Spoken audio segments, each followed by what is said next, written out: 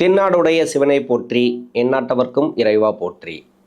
June மாத ராசி பலன் 2026. இந்த ஜூன் மாத கிரக நகர்வுகள். சனி பகவான் இருக்கக்கூடிய இடம் மீன ராசியில் ரேவதி நட்சத்திரம். குரு பகவான் புனர்பூச நட்சத்திரத்தில் தான் அவர் இருக்கிறார், 4ஆம் பாதத்தில் கடகராசியில் உச்ச குரு. அதே மாதிரி ரிஷபத்துக்கு செவ்வாய் பகவானும் இந்த 15 டேட்டுக்கு மேலே பயிற்சி ஆகிறார். அதே 15 டேட்டுக்கு மேலே மிதுன ராசிக்கு இந்த சூரிய பகவான் பயிற்சி ஆகிறார். அங்கே புதன் ஆட்சி பெற்றிருக்கக்கூடிய புதனோட இன்னொன்று சுக்கிரனும் அங்கே இருக்கிறார். கேது பகவான் சிம்ம ராசியிலையும் ராகு கும்பராசியில். இது இந்த மாத கிரக நகர்வுகள். பொதுவாகவே குரு பயிற்சியான உடனே ஒரு சில பேருக்கு பலன்களை கொடுக்கும், ஒரு சில பேருக்கு குரு பயிற்சியாகி ஒரு 15-20 நாள் கழித்து கொடுக்கும். அப்போ ஜூன் மாதத்தில் நம்ம குரு பகவானுடைய பயிற்சியோட பலன்கள் முழுமையாக எடுத்துக்கலாம். இந்த ஜூன் மாதத்தில் கிரக நகர்வுகளும் உங்களுக்கு நல்ல அமைப்பில் தான் இருக்குது, எதுவும் கெடுக்கிற அமைப்பில் இல்லை.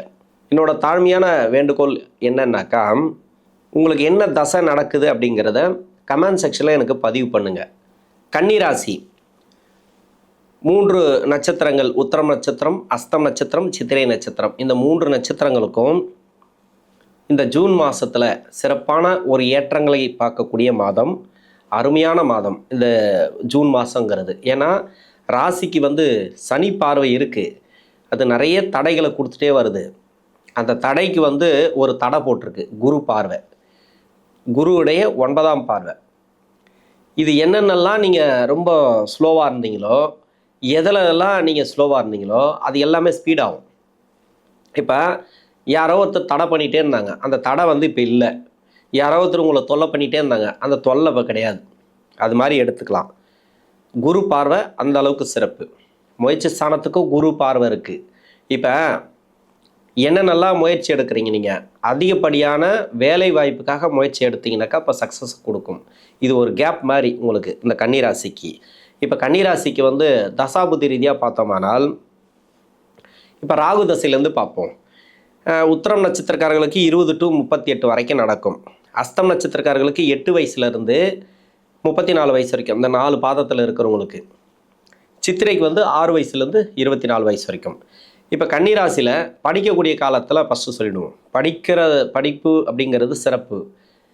லாபஸ்தானத்தில் குரு, அதே மாதிரி 10ஆம் இடத்துல 10 குடையவன் புதன், ராசியாதிபதினு சொல்லக்கூடியவர்.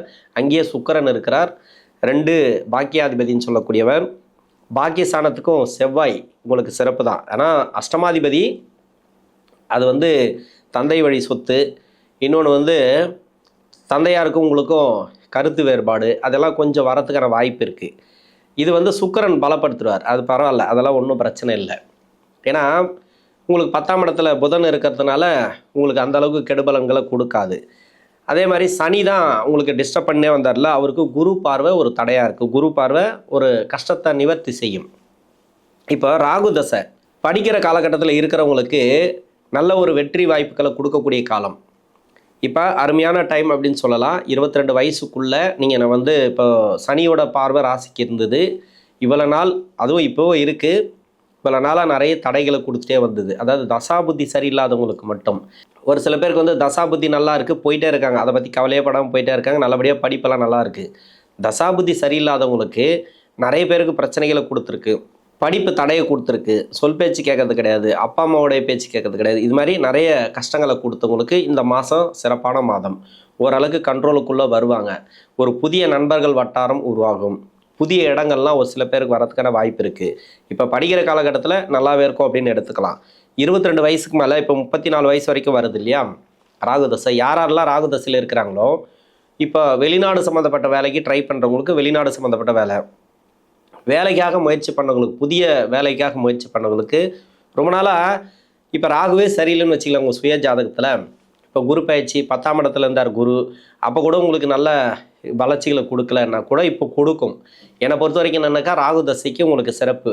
இப்போ குரு பார்வை படக்கூடிய இடங்களில் ராகு இருந்து தசை பண்ணால், இல்லை புத்தி நடத்தக்கூடிய கிரகங்கள் ஏதாவது இருந்துச்சுன்னா உங்கள் சுய ஜாதகத்தில் இப்போ வேலை ரீதியாக நல்ல ஒரு மாற்றத்தை கொடுக்கும், வேலை ரீதியாக சக்ஸஸை கொடுக்கும். ஏற்கனவே வேலையில் இருக்கிறீங்க, வேலையில் கொஞ்சம் நெருக்கடி இருக்குது, அதாவது வேலை அழுத்தம், இல்லை மேல் அதிகாரிகளோட அழுத்தம், இது மாதிரி எதனா இருந்துச்சுன்னா இந்த மாதத்தில் கிளியர் ஆகும். மன அழுத்தம் கிளியர் ஆகும் இந்த ராகு தசையில் இருக்கிறவங்களுக்கு. திருமண வாழ்க்கை ரீதியாக முயற்சி பண்ணவங்களுக்கு திருமணம் நடக்கும். சனி பார்வை தான் ஒரு சில தடைகளை கொடுத்துட்டே வந்தது. இப்போ அந்த தடை கிடையாது, தடை இருக்குது, ஆனால் குரு பார்வை இருக்குது இல்லையா அந்த சனி பகவானுக்கு, அப்போ அது சுப பார்வையாக மாறும். இப்போ வந்து வேலை வாய்ப்பு ரீதியாக மட்டும் இல்லாமல் திருமண வாழ்க்கை ரீதியாக நல்ல ஒரு முன்னேற்றம். யாராருக்கெல்லாம் திருமணம் கூடி வரலையோ அப்போ திருமணம் கூடி வரும், திருமணம் சக்ஸஸ் ஆகும். கணவன் மனைவிக்குள்ளே கருத்து வேறுபாடு இருக்கிறவங்களுக்கு நல்ல ஒரு மாற்றங்களை இந்த காலகட்டங்களில் பார்க்கலாம். அருமையாக இருக்க டைமுங்கிறது சிறப்பான டைம். தொழிலில் இருக்கிறவங்க கொஞ்சம் பார்த்து இந்த தொழில் பண்ணுறது நல்லது. தொழிலில் இருக்கிறவங்க இந்த போக்குவரத்து, இந்த குடுக்கல் வாங்கலாம் கொஞ்சம் கவனமாக இருங்க. இது குரு நல்லா இருக்குது இல்லைன்னு சொல்லலை. இந்த ஷேர் மார்க்கெட்டு இது மாதிரி போடுறது, ஸ்டாக் மார்க்கெட்டு இது மாதிரி இதிலெல்லாம் கொஞ்சம் கவனமாக முதலீடு பண்ணுறது நல்லது. அடுத்து குரு தசை. உத்திரம் நட்சத்திரக்காரர்களுக்கு 38லேருந்து 54 வரைக்கும், அஸ்தம் நட்சத்திரக்காரர்களுக்கு 26லேருந்து 50 வயசு வரைக்கும், இந்த 4 பாதத்தில் இருக்கிறவங்களுக்கு, சித்திரைக்கு வந்து 24 to 40. இப்போ குரு தசை எப்படி இருக்கும்?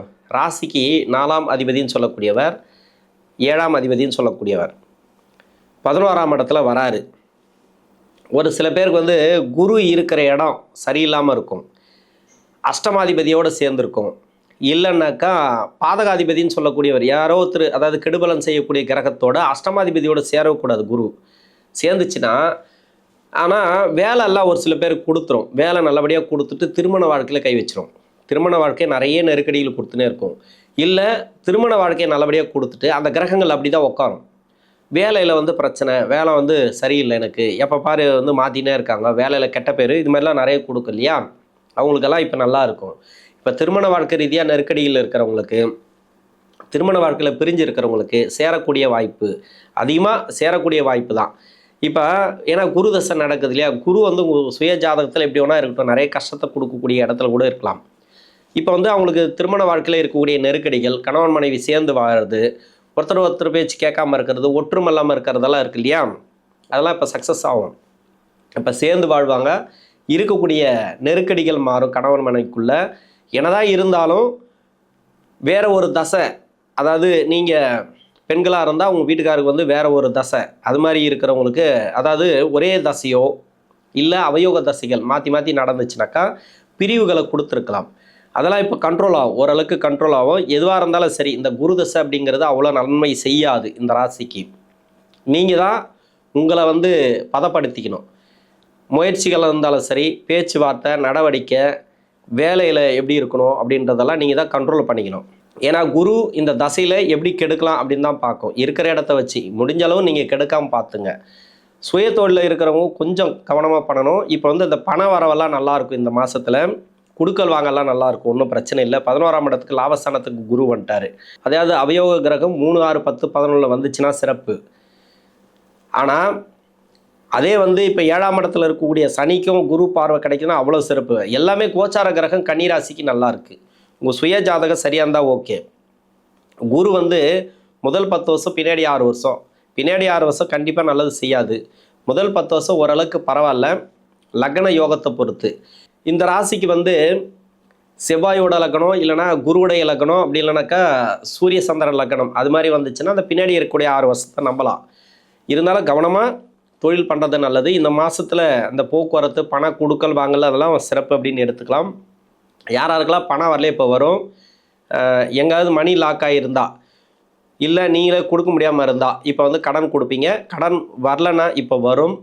பேங்க் லோனு அது மாதிரி எதனா எதிர்பார்த்துனாக்கா இப்போ வரும். பண பரிவர்த்தனை சிறப்பாக இருக்குது. வீடு கட்டுறதோ ப்ராப்பர்ட்டி சேர்க்கை இந்த காலகட்டங்களில் ஒரு நல்ல ஒரு முன்னேற்றத்தை கொடுக்கும்.